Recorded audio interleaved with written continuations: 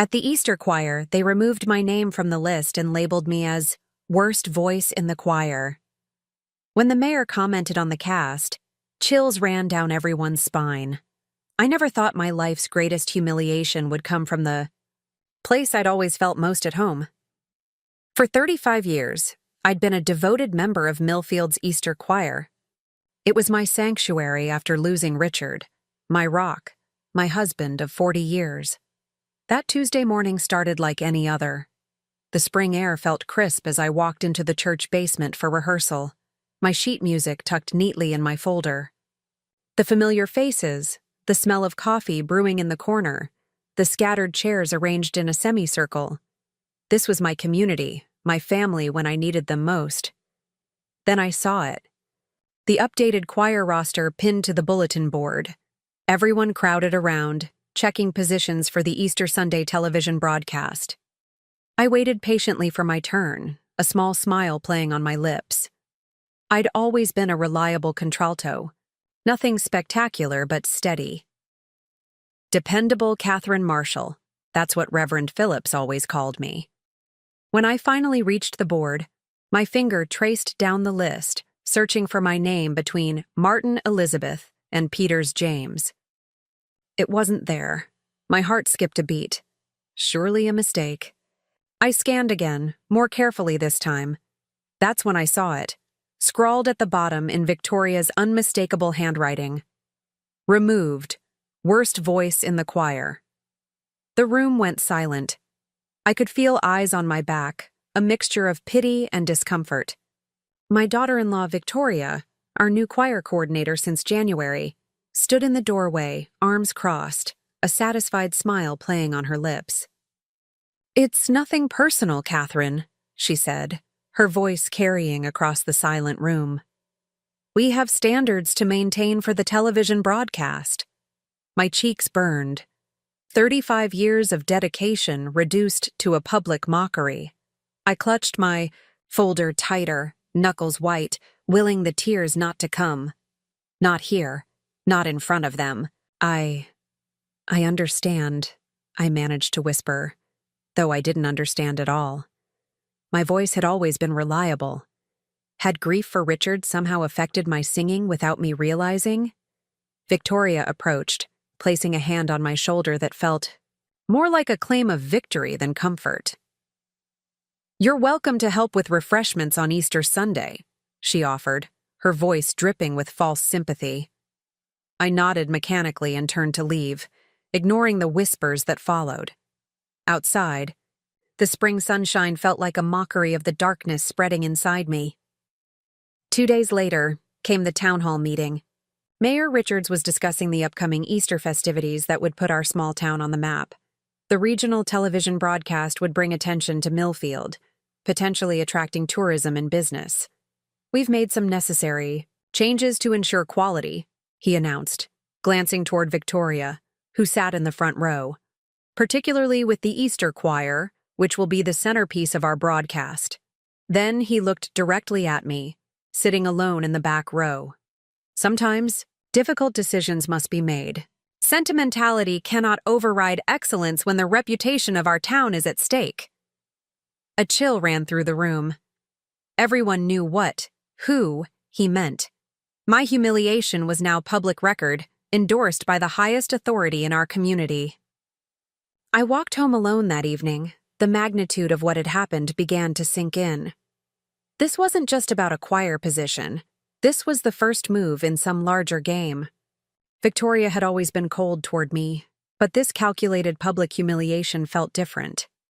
Since Richard's passing 6 months ago, Victoria had been inserting herself into every aspect of family decisions. Questions about the will, suggestions that the house was too much for me to manage alone, comments about my forgetfulness to my son Jeffrey. Entering my empty house, I caught a glimpse of myself in the hallway mirror. I looked smaller somehow, diminished. The woman who stared back at me wasn't the Catherine Marshall who'd taught 3rd grade for 30 years, who'd raised a wonderful son, who'd built a life with Richard that was the envy of many in Millfield. This woman looked defeated. I made my Way to the piano in the living room, Richard's pride and joy. My fingers trembled as I played a simple C major scale and hummed along. My voice sounded as it always had. Perhaps a little rough from crying, but certainly not the worst in the choir. The phone rang, startling me. It was Martha from next door, my oldest friend in Millfield and former opera singer. "Catherine," she said without preamble, "I just heard what happened. That woman is a snake. You come over for tea tomorrow and we'll sort this out." As I hung up, I noticed Victoria's handwriting again, this time on a legal pad she'd left during her last visit. Notes about the house, about Richard's investments, about items she thought should stay in the family, rather than with me. And suddenly, with perfect clarity, I understood. This wasn't about my voice at all. The choir was just the beginning. Victoria wanted me gone. From the choir, from this house, from my son's life. And she was willing to destroy my reputation to do it. I sat down at the piano again, my fingers finding the keys with new purpose. This time when I sang, my voice didn't waver. They had removed my name and labeled me the worst voice in the choir. But they had no idea what I was capable of when backed into a corner. This wasn't over, not by a long shot. Martha's Victorian. Home felt like stepping into another era, a time before my world had collapsed twice over. First with Richard's death, now with this public humiliation. Her living room was filled with artifacts from her days on the European opera circuit, signed playbills, ornate music boxes, photographs with renowned maestros. They did what? Martha's voice could still hit a perfect high C when she was angry. At 80, she remained formidable, her silver hair swept into an elegant bun, her posture better than women half her age. I repeated the story, each word still burning my throat. "Worst voice in the choir," Martha scoffed, setting down her teacup. With such force I feared for her fine china. "Ridiculous.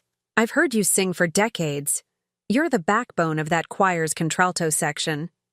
"Victoria has everyone convinced I've lost my touch," I replied, staring into my tea. "Maybe grief has affected my voice. Maybe I haven't noticed." Martha silenced me with a look that had once intimidated directors at La Scala. "Stand up," she commanded. "Martha, please, up." She was already moving toward her baby grand piano. "We'll settle this nonsense right now." Reluctantly, I rose as Martha played a warm-up scale. I followed with my voice, tentative at first, then with growing confidence as Martha nodded approvingly. After 20 minutes of exercises and an aria from her teaching days, Martha closed the piano lid decisively. "Just as I suspected. Your voice is richer than before, Catherine. Grief has given it depth, emotion. You're singing better than ever." A weight lifted slightly from my shoulders, but confusion remained. Then why would Victoria— A knock at the front door interrupted us. Martha excused herself, returning moments later with my son Jeffrey. My heart leaped seeing him, then plummeted at his expression. "Mom," he began hesitantly, "Victoria told me what happened with the choir." "Jeffrey, I don't know what's happening. One day I'm in the choir, the next I'm being humiliated publicly." "She's worried about you," he interrupted, not meeting my eyes.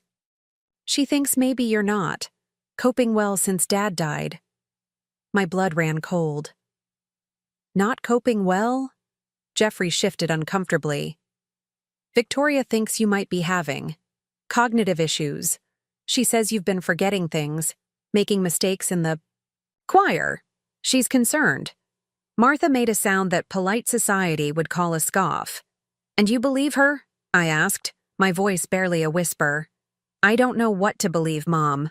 Victoria says you've been making financial decisions Dad wouldn't approve of. She mentioned the house maintenance is slipping, that maybe it's too much for you now." I stared at my son, this stranger wearing Jeffrey's face. "I've made no financial decisions without consulting Mr. Bennett, your father's attorney." The house is in perfect condition. You can see for yourself. Victoria thinks. Victoria thinks quite a lot, doesn't she? Martha interjected sharply. Perhaps Victoria should think about minding her own business. After Jeffrey left, promising to check on me more regularly, Martha and I sat in stunned silence. This isn't about the choir, I finally said. No, dear. I don't believe it is. The next morning, I went to the safety deposit box at Millfield Savings and Loan. Richard had always been organized about our affairs. Inside, I found our will, insurance policies, and a letter addressed to me in his handwriting. Catherine, if you're reading this, I'm gone. I've arranged everything to provide for you, with the house and investments in your name. Provide for Jeffrey, of course, but remember what we discussed about Victoria. Her spending habits concern me.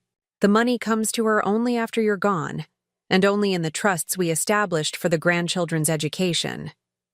All my love, Richard. I sat in the bank's private room, holding the letter. So Victoria knew about the inheritance structure. My removal from the choir wasn't the beginning. It was just the first public move in her campaign. Back home, I noticed things I'd overlooked. The way Victoria had been rearranging furniture during visits, commenting on what should go to Jeffrey someday. How she'd been subtly cataloging our possessions. The questions about my medications, my sleep patterns, my memory problems that didn't exist. She was building a case that I was incompetent. That afternoon, my doorbell rang. 3 choir members stood awkwardly on my porch. Elaine, Thomas, and Diane, friends for over 20 years. We wanted to see how you are, Elaine began uncertainly. I'm fine. Though apparently I have the worst voice in the choir, I replied, unable to keep the edge from my voice. They exchanged glances. Thomas cleared his throat. Catherine, we were shocked by Victoria's decision. It wasn't put to a vote like usual. What do you mean? She simply announced the changes, Diane explained. When Sarah questioned removing you, Victoria said you'd been struggling, missing notes, and that your mental health might be affecting your reliability. My mental health? The pieces clicked further into place. We've been rehearsing the Easter program, Thomas added. Without your contralto, the balance is off in the Bernard piece. Victoria keeps adjusting the arrangement, but it doesn't work. As they left, promising to stay in touch, I called Martha. We're right, I told her, voice shaking with anger rather than fear now. Victoria is trying to paint me as mentally unstable. She wants control of Richard's estate. Then we'll just have to prove her wrong, won't we? Martha replied, starting with that voice of yours. That night, I couldn't sleep. I went downstairs to Richard's study, a room I'd avoided since his death. His presence felt strongest here, among his books and records. I opened his desk drawer and found his recorder, the one he'd used for choir practice when he'd missed rehearsals. With trembling fingers, I pressed play. Richard's voice filled the room, strong and clear, directing the choir through last Easter's program, and there, in the background, the contralto section, my voice, steady and true, hitting every note perfectly. I sat in Richard's chair until dawn, listening to recording after recording. Years of evidence of my musical competence. Years of memories with the community that had now turned its back on me. By morning, I knew what I had to do. Victoria had declared war with her public humiliation campaign. It was time to fight back. Take a deep breath from the diaphragm, Martha instructed, her hand firmly pressed against my abdomen. Support from here, not from your throat. For 2 weeks, Martha's living room had become my sanctuary and training ground. Each morning, after Victoria's latest rumor about my deteriorating condition reached me through concerned neighbors, I would arrive at Martha's doorstep, determined to reclaim what had been taken from me. Again, Martha demanded, striking a chord on her piano. This time with intention, Catherine. Sing like you mean it. I drew a deep breath and let the note flow, surprised by the richness that emerged. Grief had indeed transformed my voice, but not in the way Victoria had claimed. There was a depth there, an emotional texture that hadn't existed before. Magnificent, Martha nodded approvingly. Richard would be proud. The mention of his name no longer brought immediate tears, but a bittersweet warmth. He always believed in me more than I believed in myself. As he should have, Martha replied, closing her music book. Now, tell me about yesterday's choir rehearsal. What did your spies report? I smiled at her choice of words. Thomas had been calling me after each rehearsal, keeping me informed of the choir's progress, or lack thereof. The Bernard piece is still giving them trouble. Victoria's moved Elaine to contralto, but she's struggling with the lower register. I couldn't help feeling a small satisfaction.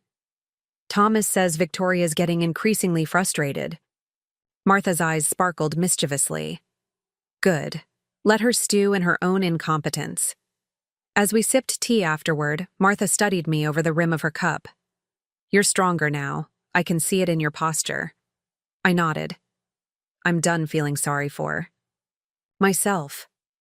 Victoria wants my house, my son's trust, maybe even my dignity. But I won't let her take any of it without a fight. That's the spirit, Martha declared. Now, about Easter Sunday. The mayor's announcement yesterday. About the broadcast? Yes, I heard. Mayor Richards had proudly announced that potential investors from the state capitol would be attending the Easter service specifically to hear our renowned choir. The pressure on Victoria was mounting. It's the perfect opportunity, Martha said. If Victoria fails to deliver a flawless performance. The doorbell interrupted us. Martha excused herself and returned moments later with Jeffrey, looking uncomfortable. Mom, he began hesitantly. I wanted to check how you're doing. I'm doing wonderfully, Jeffrey. Martha's been helping me with my singing. Jeffrey shifted nervously. Victoria mentioned you've been fixated on the choir situation. She's worried it's not healthy. I felt a flash of anger but kept my voice steady. Is that what Victoria thinks? That I'm fixated? She found the choir. Recordings in Dad's study. Said you've been playing them over and over. They're my memories, Jeffrey. Your father's voice is on those tapes. He looked pained. I know, Mom. It's just... Victoria thinks maybe the house is affecting you. Too many memories. The implication hung in the air between us. Victoria thinks... I should sell the house, I stated flatly. Jeffrey wouldn't meet my eyes. She thinks a smaller place might be easier to manage, less stressful. And what do you think, Jeffrey? I asked, my heart breaking at how easily my son had been manipulated. I just want what's best for you, Mom. After he left, Martha handed me a glass of something stronger than tea. That woman is a piece of work. She's turning my own son against me, I whispered. Then we need evidence, Martha declared. Concrete proof of her manipulations. The next day, I visited the church office under the pretense of donating flower arrangements for Easter. Reverend Phillips was delighted to see me.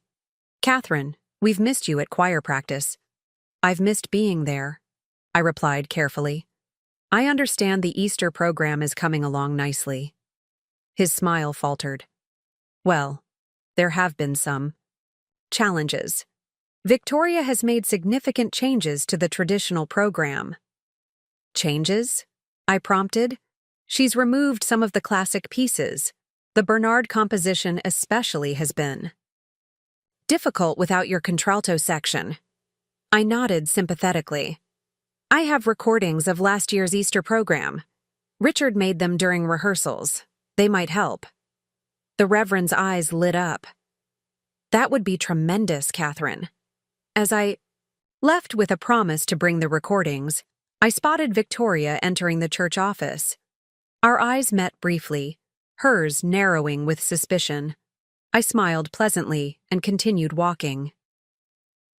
Back home, I began searching for the documents Richard had mentioned in his letter. In his study, behind the collection of first edition Dickens he'd treasured, I found a manila envelope labeled Financial Records, Victoria. Inside were credit card statements, loan applications, and a detailed report from a private investigator. Victoria, it seemed, had a gambling problem and substantial debt when she'd married Jeffrey. Richard, ever protective of his son, had quietly monitored Victoria's spending habits for years. The most damning evidence was a recent document. Victoria had inquired about accessing Jeffrey's trust fund, the one Richard had established with the provision that neither Jeffrey nor Victoria could touch it until their children reached college age. I sat at Richard's desk, the evidence spread before me. Victoria wasn't just after my choir position or my house, she needed money, a lot of it, and quickly. My phone rang, startling me. It was Thomas from the choir. "Catherine," he said urgently. "You need to come to the church. Victoria's completely rearranged the Easter program. The Bernard piece is out entirely. The mayor's furious. He specifically promised it to the investors." "Why would she remove our signature piece?" I asked, though I already knew the answer. "Because without you, we can't perform it properly," Thomas replied. "But Catherine, there's more. Victoria told the mayor your mental health is deteriorating rapidly. She suggested you might need professional evaluation." My hand tightened around the phone. "Did she now?" "Everyone's uncomfortable with how she's handling this. Some of us are thinking of approaching Reverend Phillips." "Not yet," I said, a plan forming in my mind. "Tell me, is the retirement home performance still scheduled for tomorrow?" "Yes, but Victoria's threatening to cancel it. Says the choir isn't ready." "Make sure it happens, Thomas. I'll be there, in the audience." As I hung up, I looked at the evidence in front of me, then at the piano where Richard and I had spent countless evenings. My voice hadn't failed. My mind wasn't slipping. And Victoria had severely underestimated what a woman with nothing left to lose was capable of. Tomorrow would be just the beginning. Sunshine Valley Retirement Home smelled of antiseptic and potpourri, a combination that brought back memories of visiting my mother in her final years. As Martha and I found seats near the back of the common room, I spotted several choir members nervously arranging themselves on the makeshift risers. "Victoria's not here yet," Martha whispered, scanning the room. "Good." The elderly residents filled the chairs in front of us, many with caregivers at their sides. These performances were highlights in their often monotonous days. I recognized several faces: former students, parents of colleagues, neighbors who'd moved here when maintaining homes became too difficult. Thomas caught my eye from the risers and gave a subtle nod. The plan was underway. Reverend Phillips stepped forward to introduce the choir when the door burst open and Victoria swept in, face flushed with anger. "I specifically said we weren't ready," she hissed loud enough for the front row to hear. Reverend Phillips maintained his calm smile. "These good people have been looking forward to our visit for weeks, Victoria. We can't disappoint them." Victoria's gaze swept the room, landing briefly on me. Her eyes narrowed, but she quickly looked away, probably hoping I hadn't noticed her. "Recognition. Fine," she said through clenched teeth. "We'll do the abbreviated program." The performance began with traditional hymns. Even from the back, I could hear the struggle in the contralto section. During the third song, the challenging Bernard piece they'd retained for this audience but planned to cut from Easter, the section faltered completely, voices trailing off in confusion.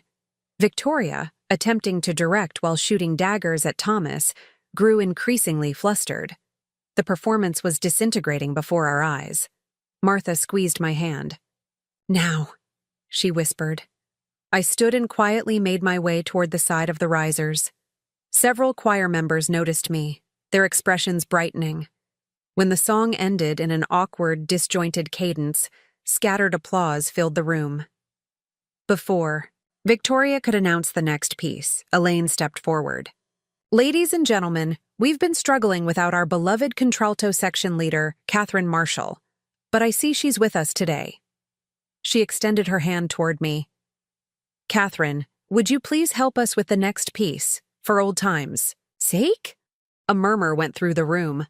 Victoria spun around, her face a mask of fury when she saw me approaching the risers.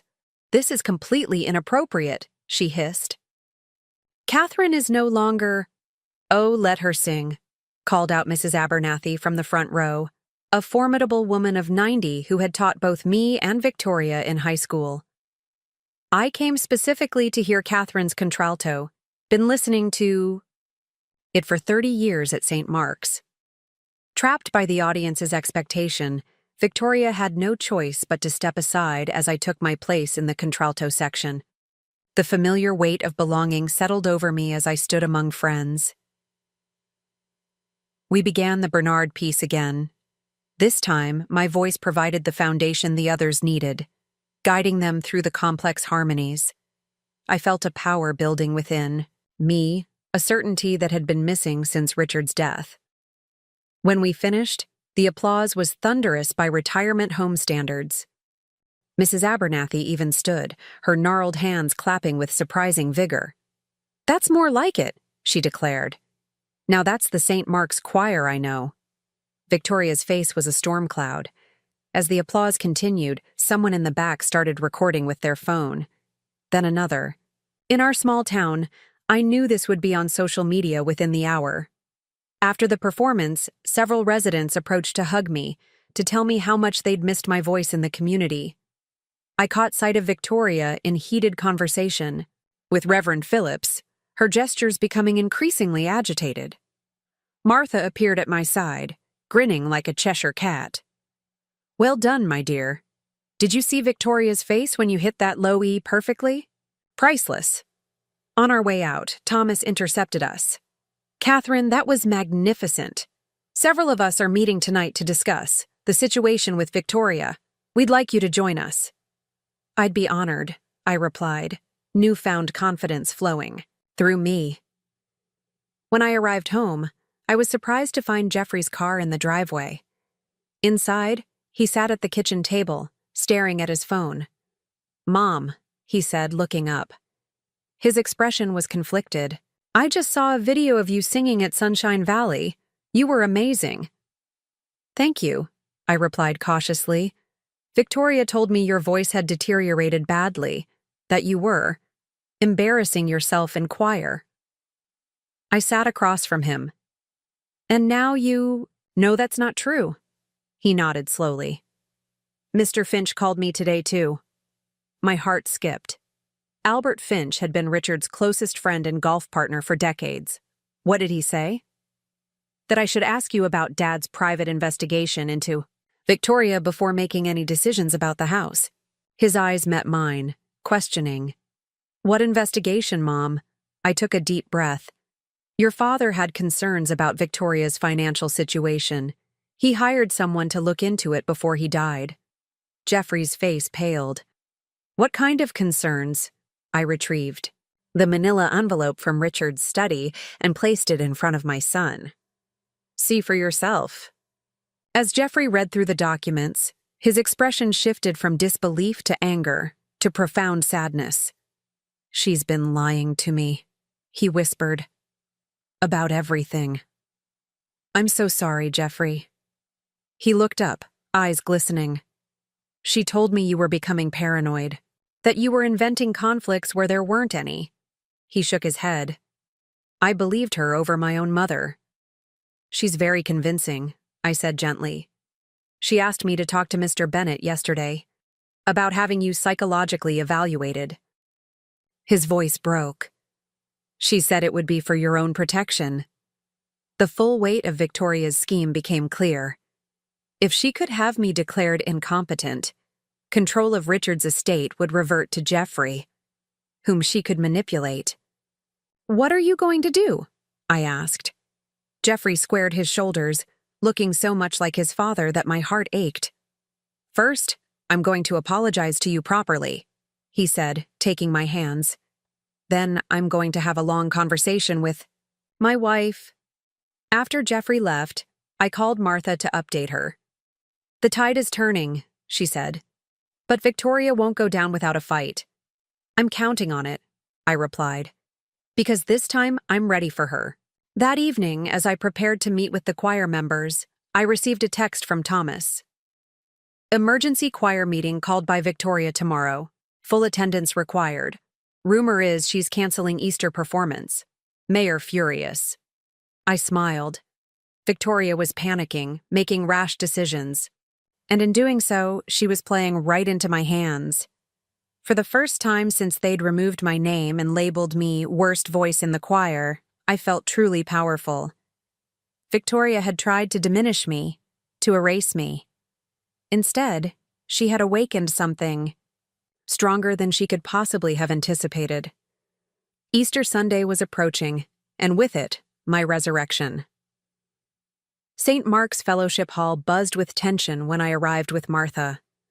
The emergency choir meeting called by Victoria had drawn not just choir members, but Reverend Phillips, several church elders, and, most surprisingly, Mayor Richards himself. "Catherine," Thomas whispered as he intercepted us at the door. Victoria's on the warpath. She's threatening to cancel the Easter performance entirely. On what grounds? Martha asked, her voice carrying enough to turn several heads our way. She claims the choir isn't prepared, Thomas replied. But everyone knows it's because the Sunshine Valley performance went viral. Indeed, Mrs. Abernathy's nephew had posted the video online, where it had been shared throughout Millfield's tight-knit community. The comments were overwhelmingly positive, about my voice and the choir's performance, but scathing about my removal. Victoria stood at the front of the room, her perfectly manicured hands gripping a clipboard so tightly her knuckles were white. When she spotted me, her expression hardened into something ugly. "This is a closed meeting for current choir members only," she announced pointedly. "I invited Catherine," Reverend Phillips stated, moving to stand beside me, "as the situation directly concerns her." Victoria's smile was brittle. "With all due respect, Reverend, Catherine's removal from the choir was a necessary musical decision." "Decision you made unilaterally," Elaine spoke up from the choir seats, "without consulting any of us." "I'm the choir coordinator," Victoria snapped. "The musical quality is my responsibility." Mayor Richards cleared his throat. "And yet, the recording from Sunshine Valley suggests Mrs. Marshall's voice is exceptional. I find myself confused about the situation, Mrs. Crawford." Victoria flushed. "One adequate performance doesn't negate weeks of inconsistency." "What inconsistency?" Thomas challenged. "Catherine has been our most reliable contralto for decades." "You haven't heard her private rehearsals," Victoria countered. "Her voice has been deteriorating for months. Richard's death affected her, more deeply than anyone realizes."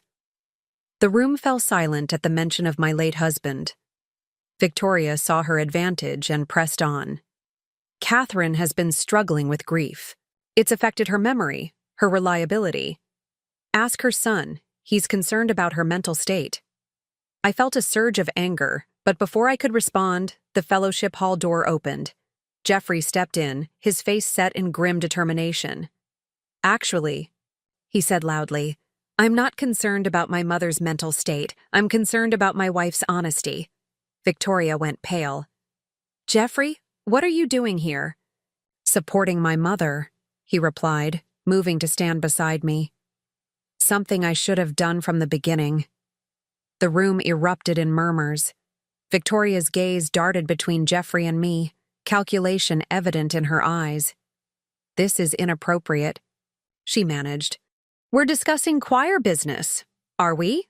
Mayor Richards interjected. "Because it sounds like you're making accusations about Catherine's mental health, which strikes me as far beyond a choir coordinator's purview." Victoria's composure cracked further. "I'm only concerned about the Easter broadcast. The investors, the mayor interrupted. "We're particularly looking forward to hearing the Bernard piece that your choir performed beautifully at Sunshine Valley, once Catherine rejoined you." Victoria's eyes narrowed. "We can't reinstate someone based on sentiment. The choir has standards." "Standards that Catherine exceeds," Martha declared loudly. "As an operatic professional, I can attest that her voice is stronger than ever." Victoria's laugh was hollow. "An 80-year-old has been vouching for her elderly friend?" hardly objective. A collective gasp went through the room at the insult. Martha drew herself up to her full height, every inch the diva who had once commanded international stages. This has been performed at La Scala longer than you've been alive, Victoria. I know talent when I hear it. Reverend Phillips stepped forward, his gentle manner belying the steel in his voice. Victoria, I believe we should put this to a vote. The choir has always been a democratic institution. A vote? Victoria's voice rose. This isn't a popularity contest. No, Jeffrey said quietly. It's about truth. And the truth is, you removed my mother from the choir for personal reasons that had nothing to do with her voice. Victoria turned on him, desperation evident in her eyes. Jeffrey, you don't understand what's happening here. I understand perfectly, he replied. I've seen the financial reports, Victoria. Dad knew about your gambling debts. The room went deadly silent. Victoria looked like she'd been slapped. How dare you bring our private matters into this? She hissed. You made it public when you humiliated my mother to gain control of our family's assets, Jeffrey responded, his voice steady. Is this true? Reverend Phillips asked, his expression troubled. Victoria's eyes darted around the room, seeking an escape. Finding none, she straightened her shoulders. Fine. Take a vote. Reinstate Catherine if you must. But I refuse to direct a choir that ignores basic musical standards for sentimentality. She stared directly at me. Without a director, you have no Easter performance. Actually, Thomas said, stepping forward, the choir constitution states that in the absence of a director, leadership reverts to the senior choir member. All eyes turned to me. That would be Catherine, Elaine confirmed. Victoria laughed, but there was an edge of hysteria to it. You can't be serious. She doesn't have the experience. She has 35 years of experience, Martha interrupted. And she has something you lack entirely, Victoria. The respect of her peers. Reverend Phillips nodded thoughtfully. It seems we have a solution. All in favor of reinstating Catherine Marshall to the choir and appointing her interim director, please raise your hands. The vote was unanimous, excluding Victoria, who stood rigid with fury. This is ridiculous, she spat. You're making a mistake you'll regret on Easter morning. She stormed out, leaving a charged silence in her wake. Mayor Richards approached me, extending his hand. It seems you have quite the challenge ahead, Mrs. Marshall. Easter is only 3 days away. I took his hand, feeling a strange calm settle over me. We'll be ready, Mayor. The Bernard piece will be the centerpiece, as tradition dictates. As the meeting disbanded, Jeffrey pulled me aside, his expression pained. Mom, I'm so sorry. I should have seen what was happening. You saw what she wanted you to see, I said gently. It's not your fault. What happens now? He asked. I looked around at the choir members gathering their music, at Martha beaming proudly, at the community that had rallied behind me. Now, I said with a confidence I hadn't felt since Richard died. We prepare for Easter, and after that. I met my son's troubled eyes. After that, you and Victoria have some difficult conversations ahead. As we left the church, Martha linked, her arm through mine. You know she's not done yet, she warned. Victoria will make one more desperate move before Easter. I'm counting on it, I replied, surprising myself with how little fear I felt. But this time, I'll be ready. Easter morning dawned with a crystalline clarity that seemed almost deliberate, as if the heavens themselves were setting the stage. I stood in my bedroom, smoothing the lapels of Richard's favorite blue dress, the one he said brought out the silver in my hair and the blue in my eyes. You would have loved this, I whispered to his photograph on the dresser.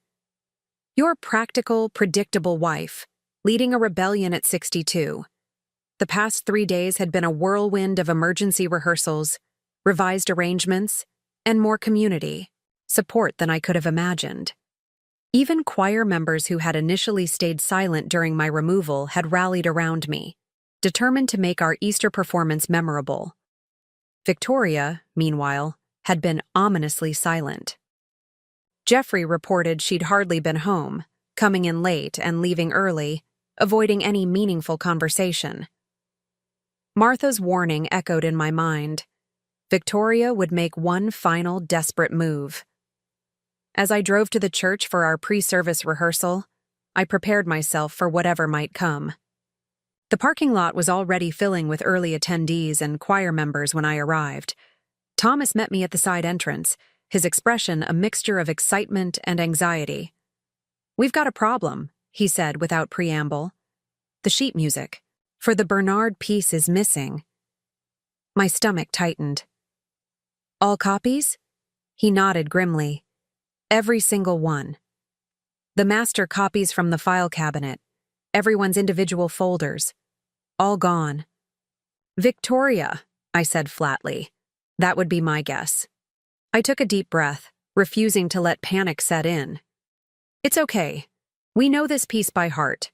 We've sung it for years." "Without sheet music? For the entire choir?" "We can do this, Thomas," I assured him, projecting more confidence than I felt. "Gather everyone in the choir room, now." The choir room buzzed with tension when I entered.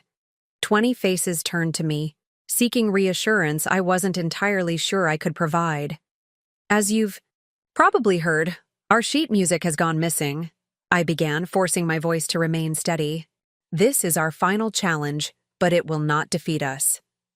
"But Catherine," Elaine spoke up, "some of our newer members don't know the Bernard piece by memory." "Then those of us who do will guide them," I replied. "We'll perform it as we've always done, together, supporting each other through every measure." Determination replaced worry on their faces. For the next hour, we worked through the piece from memory, those who knew it well paired with those who needed assistance. It wasn't perfect, but it was honest, collaborative, and surprisingly powerful. As service time approached, we took our places behind the sanctuary.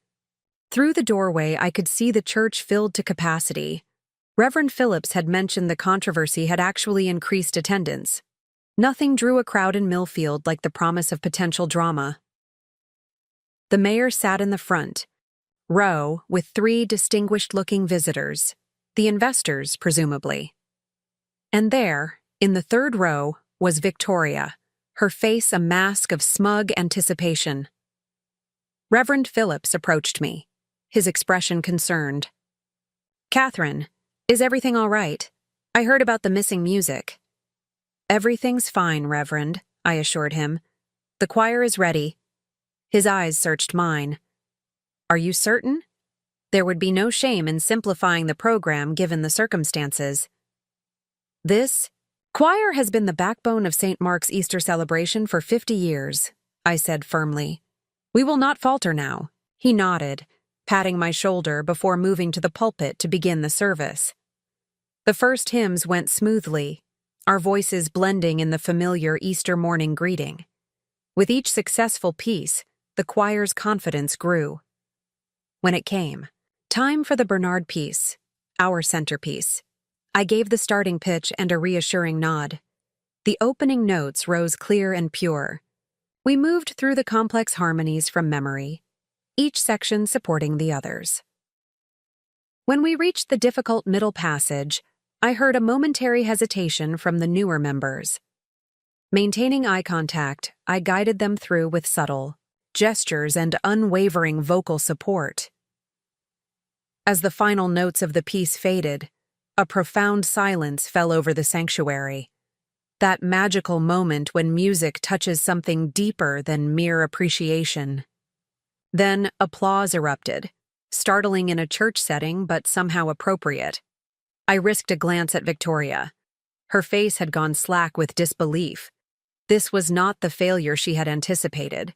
The mayor leaned toward his guests, nodding with evident satisfaction. When the service concluded, Reverend Phillips asked the choir to remain at the front. The congregation, sensing something significant, stayed in their seats. Today, Reverend Phillips began, we witnessed not just a celebration of Easter, but a testament to perseverance and community spirit. Our choir faced unexpected challenges this morning. He paused, his gaze sweeping the congregation. Their sheet music mysteriously disappeared before the service. A murmur ran through the church. All eyes turned to Victoria, who suddenly seemed very interested in her hymnal. Yet under Catherine Marshall's leadership, they delivered one of the most moving performances in St. Mark's history. He continued, "Sometimes we find strength we didn't know we had when faced with adversity." Mayor Richards approached the pulpit, whispering something to Reverend Phillips, who nodded and stepped aside. "Ladies and gentlemen," the mayor announced, "our guests from the State Arts Council were deeply impressed by today's performance. I'm pleased to announce they've approved our application for a substantial grant to establish a community music program here in Millfield." He turned to me. "And they've specifically requested that Catherine Marshall serve as the program's inaugural director." The applause was thunderous. As it died down, the mayor continued. "Furthermore, in recognition of her 35 years of dedicated service to our community, I'm honoring Catherine with Millfield's Distinguished Citizen Award." Victoria stood abruptly, her face contorted with fury, and pushed her way out of the pew toward the exit. Few noticed her departure amid the continued applause. After the service, well-wishers surrounded me. Jeffrey approached, his eyes shining with pride. "Dad would have loved this," he said, embracing me tightly. "Yes, he would have," I agreed, feeling Richard's presence strongly in that moment. "Victoria's gone," Jeffrey added quietly. "She left during the mayor's announcement. Took her suitcase this morning while I was in the shower." I squeezed his hand. "I'm sorry, Jeffrey." He shook his head. "Don't be. It's better this way. We'll sort things out." Later, Martha pushed through the crowd, her face alight with triumph. "Did you see Victoria's face? Worth every minute of our plotting." As the church emptied, I found myself alone in the sanctuary, sitting in the choir loft where I'd spent so many Sundays. Reverend Phillips joined me, settling into the seat beside mine. "You know," he said thoughtfully, "there's a lesson in all this that goes beyond music." "What's that, Reverend?" "When someone tries to silence your voice, sometimes you discover it's actually stronger than you ever realized." I smiled, thinking of the past few weeks, the humiliation, the struggle, and finally, the redemption. "I never thought I'd say this," I admitted. "But in a strange way, I'm grateful for what Victoria did. She tried to label me as the worst voice in the choir, but instead, she helped me find my true voice." As I drove home that afternoon, the spring sunshine illuminated the familiar streets of Millfield, the town where I'd taught generations of children, where I'd loved and lost Richard, where I'd nearly lost myself. Victoria had sought to diminish me, to erase me from the community that had always been my home. Instead, she had inadvertently pushed me toward a new beginning. Tomorrow, I would start planning the community music program. I would call Jeffrey and make sure he was truly okay. I would thank Martha properly for her unwavering support. But today, I would simply savor the music that still echoed in my heart, stronger and clearer than ever before.